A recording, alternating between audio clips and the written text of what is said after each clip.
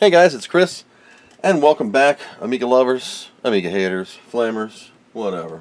What we got going on here today is I got another Amiga.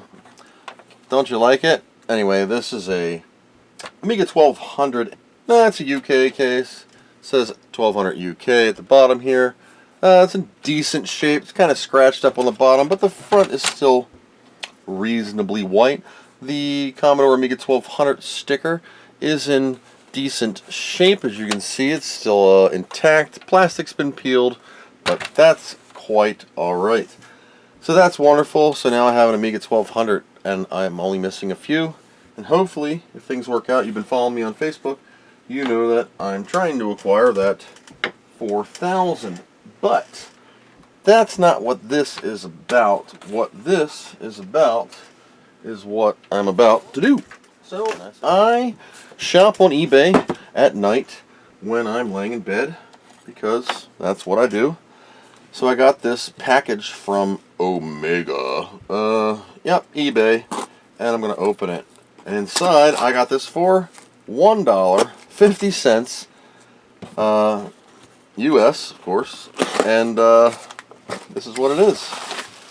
You'll know where we're going with this unboxing in just a small minute, and I don't know why this person even wrapped this, because it's steel. Has a little bit of poo-poo damage on it. So that'll need to be cleaned up. We all know what that is. That is the hard drive carrier for an Amiga 600 and 1200. So we'll put that aside. I have my A500 power supply in the back. NTSC, of course, US plug. The Amiga 1200 power supply is only like 20. So that leads me to what's in this box. It says Fragile, must be Italian. That's referencing the Christmas story, Fragile. Do not press, do not fold.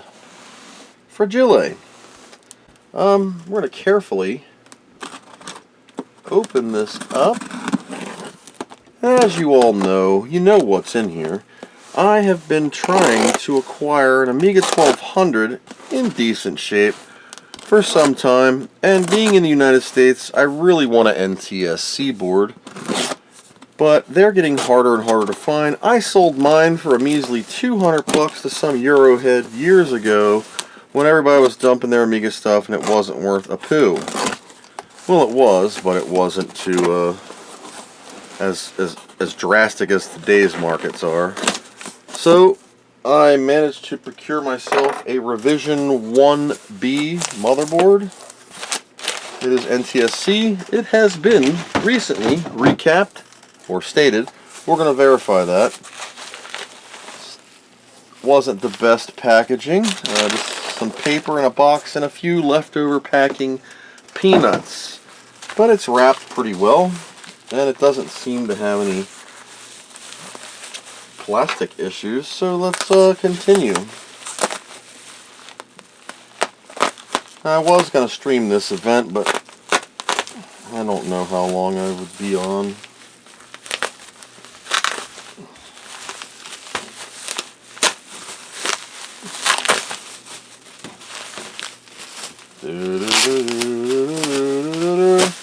One layer of bubble wrap. Doesn't smell fishy. That's a good sign. But the fact that I used to work on Amigas in the 90s, I will know if you're bullshitting me.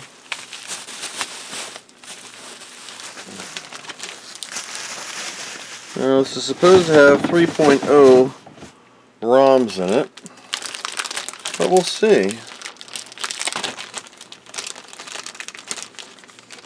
Anti-static bag, that's good. I am not trying to peel it out, I'm just going to rip the bag on its seam. That is always easier than trying to peel these out. Dear Chris, thank you for your purchase. We look forward to doing business with you again on eBay. Commodore Amiga 1200 NTSC motherboard with 3.0 ROM, 2 meg chip, new caps, and clean. Now let's take an actual look at the motherboard itself. Let's see. A1200 1B. So A1200 1B, the ROMs are 3.0 ROMs, low and high. IDE header, floppy header,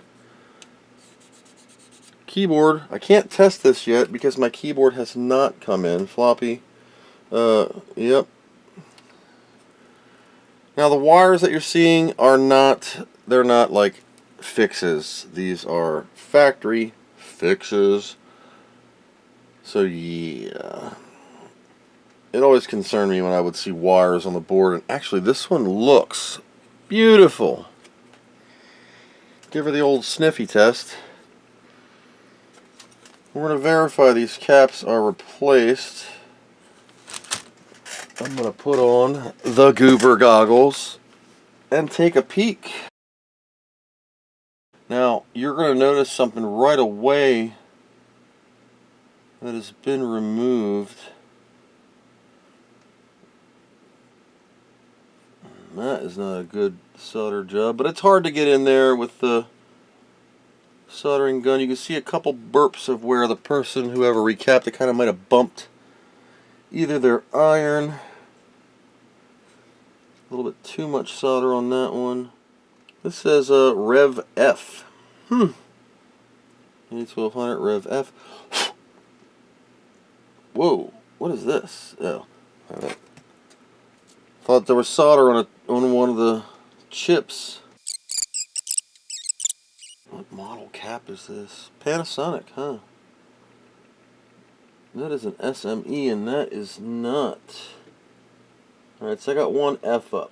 This SME cap here is fine, right? And this is an original Shoei, so this through hole has not been recapped. I know this is a 16470. I replace them all the time. These two are 1000s, and there's another 1000 on this side. This one has not been replaced. It has a little nick in it right here, or it has been replaced with a bad job. But this board was shown to me working, and we're going to hook it up and make sure that it works. The problem is that I have a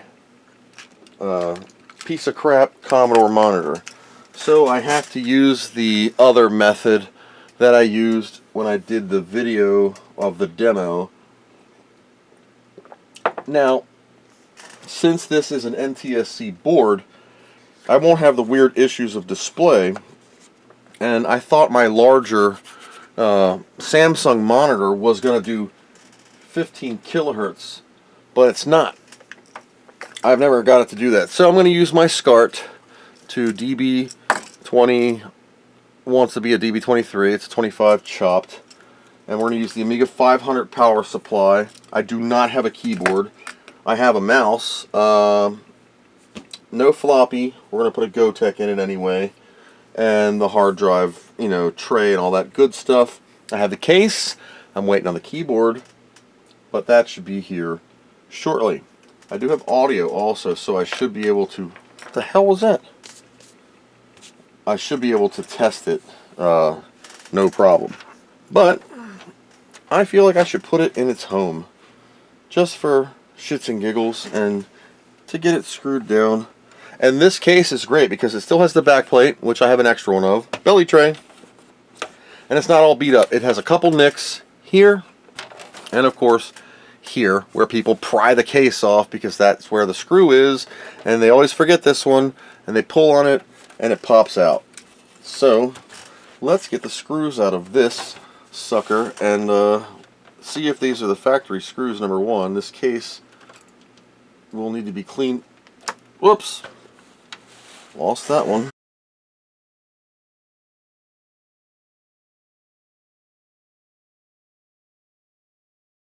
This does have the hard drive light and floppy light included, so I can plug that in at least. When we get the board in, I do not have the plastic for the bottom, nor do I have the RF shielding for the top, which will come later. I just want to get it settled in its house and see how it looks. It also does not have any of the screw plugs in the back. I do have those. The RF modulator has been removed. I don't know if I'm going to put my SD card there or if I'm going to run something over here. I was hoping which one of you beat me out of my Squirrel Scuzzy on eBay the other day when I was trying to win that 1200. Here's what I found. Hey, ass, I didn't tell you to talk. Whoever beat me out of my Squirrel Scuzzy, thanks a lot. That was 510 US dollars. And, yeah, I really wanted that one. But, alas, it wasn't meant to be. So we're going to use pitch screws. When you're digging for your Commodore screws, it's really a pain in the butt when you're trying to find your original screw sizes.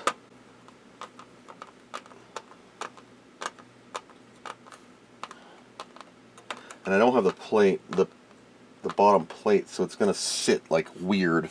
But I just want to get it in here and hold it in place.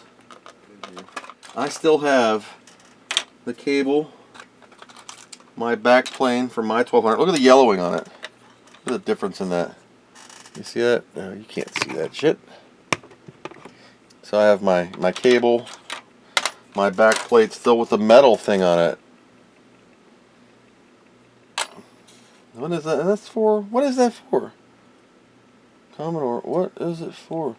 Hey, that's for my 1000. I don't know. Alright, let's keep going. I have my original 1200 badge in here too.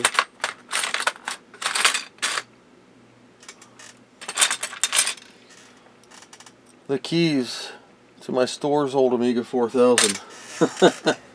That's funny. Here it is. Look at that. There's my original Commodore Amiga 1200 badge. So the poor bastard that got my computer didn't get the badge because I took it off. Well, for now I'm just holding it with these two screws, just so it has something to bite. Here is my original cable. Let's see if she's still... That's not the right cable. What the hell was this for? This is my... Is that right? Looks like a 40. What the hell is this cable for? I remember having a cable like this on my 1200. And the hard drive tray thing like set like this. Here's the slots. So yeah, it's set like that. So this was my cable. But this is a 40. And that's a 44. Did I have a weird board? Interesting. I mean, that is it. That is the cable. But it's not the cable for this board. This is a 40, and that's a 44. It's no big deal. I have many 44s now. Check this out with no shielding. Plug in my hard drive keyboard light and my non-keyboarded floppied Amiga. All the tabs are still good. There we go. Oh, you can't see that. There we go. Let's see what happens. Ugh. So we're going to plug my goofy DB23. Now I could do composite, but I'm not. So the DB23 comes with a white and a left audio, which doesn't matter for what I'm going to do. So what I'm going to do is I'm going to use my surround sound audio cables. I don't use the yellow, I'm just using the audio portion of it. The yellow just hangs, it's not used for anything. It's not even plugged in on the other side. We're going to take said adapter here and we're going to plug the SCART into the HD upscaler Chinesium thing.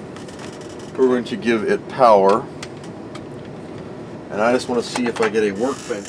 So I can do some more streaming. I wanted to upgrade my internet, so we got 400 meg. But you know, we're using it in the house for all sorts of things, and so 430.